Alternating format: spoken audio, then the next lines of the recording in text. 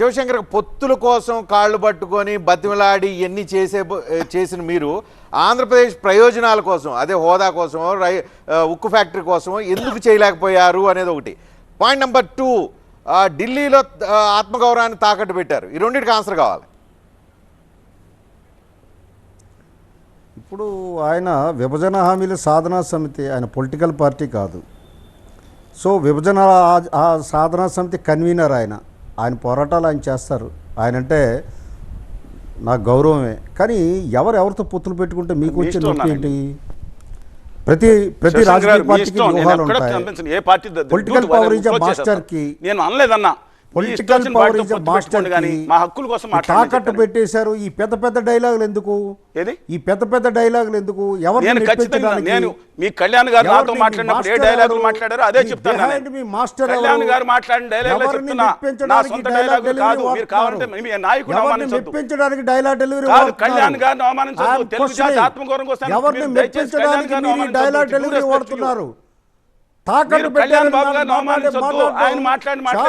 దుర్మార్గం, దారుణం. ఏ దారుణం? శ్రీనివాస్ గారు ఏ దారుణం చెప్పండి. పద్ధతిగా మాట్లాడడం నేర్చు.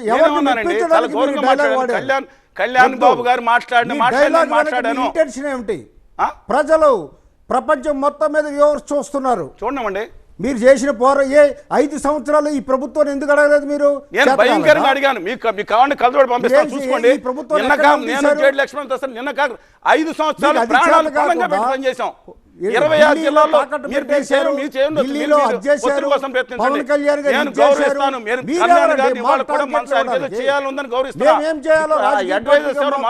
ఉంటది. మేము రాజకీయ ప్రక్రియలో ఉంటాం. సాధనా సమితి మీ ప్రక్రియలో మీరు ఉండండి.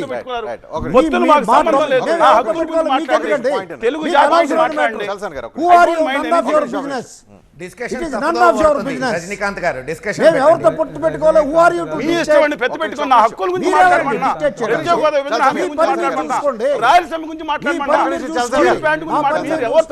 రాజకీయ ప్రక్రియ చేస్తాం మేము. మీరు మధ్య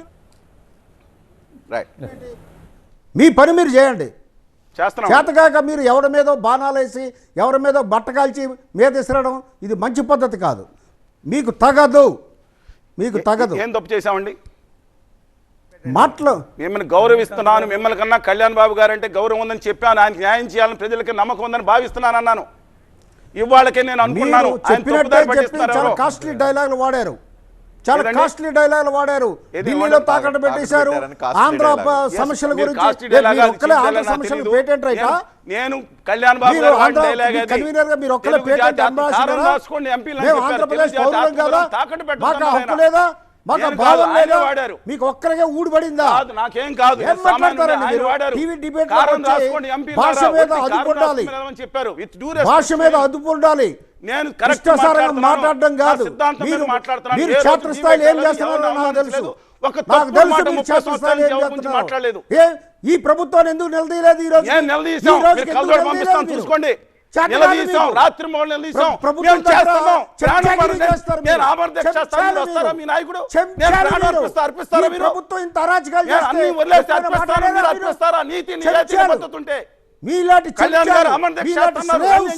మీలాంటి చెంచాలు స్లేవ్స్ ఉండబట్టే ఆంధ్రప్రదేశ్ సమాజం ఇంత నాశనం అయిపోయింది. నేను చెప్తున్నా, ఆత్మగౌరవం పెట్టుకున్నా. ఎవరికి కోసం చేసుకోవాలి వాళ్ళని అడగండి. గౌరవాన్ని మీరు పోగొట్టద్దు. మిమ్మల్ని అన్నాం, మీరు నన్ను ఏమన్నా సరే పర్వాలేదు, పడతా, నా రాష్ట్రం కోసం పడతా, ప్రాణం ఇస్తా, తిట్టండి. బూతులు ప్రాణం ఇస్తా, బూతులు పడతా. నేను ఎవరు అన్నాం, వ్యక్తిగత విమర్శలు చేయను. నా సంస్కారం కాదు.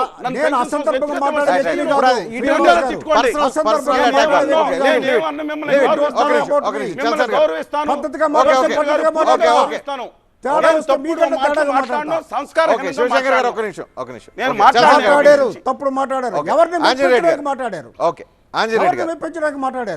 ఆంజనేయుడు గారు రెస్పాండ్. రజనీకాంత్ గారు, అందరికీ శివరాత్రి శుభాకాంక్షలు. అందరికీ నమస్కారాలు. అనేక సందర్భాల్లో ఈ స్వయం ప్రకటిత మేధావి గారు చలసాని శ్రీనివాస్ గారు అనేక చర్చల్లో పాల్గొంటూ దేశంలో నియంతృత్వం ఉంది, ప్రజాస్వామ్యం లేదు, రాజ్యాంగం లేదు అని ఇష్టం వచ్చినట్టు నోటికొచ్చినట్టు మాట్లాడతారు. కానీ వారు స్వేచ్ఛగా తిరుగుతున్నారు. వారి యొక్క వాక్ స్వాతంత్రానికి, వారి యొక్క వ్యవహార శైలికి ఎక్కడ ఇబ్బందికరమైన పరిస్థితి లేదు. కానీ టీవీ డిబేట్లకు వచ్చి ఇష్టం వచ్చినట్టు ప్రధానమంత్రులు మాట్లాడతారు, బీజేపీలు ఆంజనేరెడ్డి గారు 5 సంవత్సరాల నుంచి 4 డిబేట్లకు వచ్చారండి. టీవీ డిబేట్లే రావట్లేదండి. ఢిల్లీలో మీరు చేసిన మన దాష్టికం చూసామండి మమ్మల్ని మా మీద. ఇప్పుడు పొత్తు అంశాల మీద మాట్లాడాలి. నో కాదు, నా పేరు నేనే పెట్టుకున్నాను. మీ పేరు ఎవరు పెట్టారు నాకు తెలియదు. నా పేరు మా ఇంట్లో వాళ్ళే పెట్టారు. మీ పేరు మా సంస్థ పేరు పొత్తూరు వెంకటేశ్వర గారు పెట్టారు. మీ పేరు ఎవరు పెట్టారు నాకు తెలియదు. ఆంజనేరెడ్డి గారు, ఇప్పుడు రజనీకాంత్ గారు వైసీపీ కావచ్చు, ఇతరులు కావచ్చు, 5 సంవత్సరాల క్రితం విషయాలన్నీ మర్చిపోయారా అని అడుగుతున్నారు. చెప్పండి, మర్చిపోయారో లేదో. ఒక్క నిమిషం అండి. దేశ రాజకీయాల్లో రాజకీయ పార్టీ పొత్తులు డయామెట్రికల్లీ ఆపోజిట్ సిద్ధాంతాలు ఉండే రాజకీయ పార్టీలు కూడా కొన్ని సందర్భాల్లో విస్తృత ప్రయోజనాల కోసము పొత్తులు పెట్టుకున్న సందర్భాలు అనేకం ఉన్నాయి. పొత్తులు కొనసాగుతున్నాయి. భారతీయ జనతా పార్టీ అనేక రాష్ట్రాల్లో ప్రాంతీయ పార్టీలతో పొత్తులో ఉంది. కాబట్టి పొత్తు అనేది భారతదేశ ప్రజాస్వామ్యంలో సహజసిద్ధంగా మనం చూస్తున్నాము. కాబట్టి మీరు గతంలో ఏం తిట్టుకున్నారు, ఇప్పుడు ఎందుకు కలుసుకుంటున్నారు, ఇప్పుడు ఎందుకు మళ్ళీ కలుసుకుంటున్నారు, ఇవి అర్థం లేని వాదన. భారత రాజకీయ స్వతంత్ర భారతదేశంలో పొత్తులు సహజంగా నడుస్తున్నాయి. నేను ఒకటి స్పష్టంగా చెప్పగలను, రజనీకాంత్ గారు, మీరు చాలా సీనియర్ మీడియా పర్సనాలిటీ, దేశ రాజకీయాలను మీరు దగ్గరగా పరిశీలిస్తున్నారు. ఏ రోజు కూడా భారతీయ జనతా పార్టీ ఒక పార్టీతో పొత్తులేకు వచ్చిన తర్వాత పొత్తు ధర్మాన్ని పాటిస్తూ వచ్చింది. కష్టమైన నష్టమైన అధికారంలో ఉన్న ప్రతిపక్షంలో ఉన్న పొత్తుతో ఉంటుంది.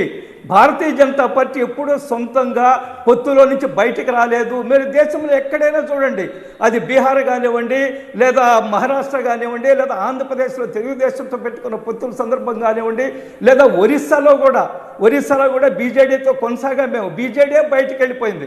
కాబట్టి భారతీయ జనతా పార్టీ ఎప్పుడూ కూడా పొత్తు ధర్మాన్ని ఉల్లంఘించి భారతీయ జనతా పార్టీ సొంతంగా బయటకు వచ్చిన సందర్భం లేదు. మేము ఈరోజు నరేంద్ర మోడీ గారు దేశాన్ని ప్రపంచంలోనే ఒక గొప్ప దేశంగా తయారు కావాలంటే కలిసి వచ్చే అన్ని రాజకీయ పార్టీలతోటి కలుపుకొని ముందుకెళ్లాలా. 2014లో భారతీయ జనతా పార్టీకి సంపూర్ణ మెజార్టీ వచ్చినప్పటికి కూడా పొత్తు ధర్మాన్ని పాటించి అన్ని రాజకీయ పార్టీలకు కేంద్రంలో అధికారంలో భాగస్వామ్యం ఇచ్చారు. 2019లో 303 సీట్లు వచ్చినప్పటికి కూడా సొంతంగా భారతీయ జనతా పార్టీకి అధికారం చేసే అవకాశం ఉన్నప్పటికీ దేశం ముందుకెళ్లాలంటే మహేష్ గారు చెప్తున్నారు, కాసు మహేష్ గారు పొత్తు కోసం ఏదో షరతులు పెట్టారని. మిస్టర్ మహేష్ గారు, ప్లీజ్ కీప్ క్వైట్. మీరు మాట్లాడుతున్నప్పుడు నేను డిస్టర్బ్ చేయాలి. ప్లీజ్ మీ టర్న్ వచ్చినప్పుడు మీరు మాట్లాడండి. నేనేమంటున్నా అంటే, మీకు ఎవరితో వెళితే ఏమిటండి, సింహం సింగిల్గా వస్తుంది కదా. ఎవరితో మీకేమిటి సంబంధం, ఎవరెవరితో పొత్తులు పెట్టుకుంటే మీకేమిటి సంబంధం, మీకెందుకు ఆందోళన? రజనీకాంత్ గారు తిరుపతిలో ఇండియా టుడే కాన్క్లేవ్లో మాట్లాడుతూ ముఖ్యమంత్రి గారు ఒక మాట అన్నారు, మీకు గుర్తుందా? నేను ఓడిపోయినప్పటికి కూడా నేను ప్రజలకు మేలు చేశాననే సంతోషంగా ఉంటానన్నారు. ఆ రోజే డిసైడ్ అయింది, వాళ్ళు ఓడిపోవడానికి సిద్ధమయ్యారు, మానసికంగా సిద్ధమయ్యారు, కాబట్టి ఓడిపోతున్నారు.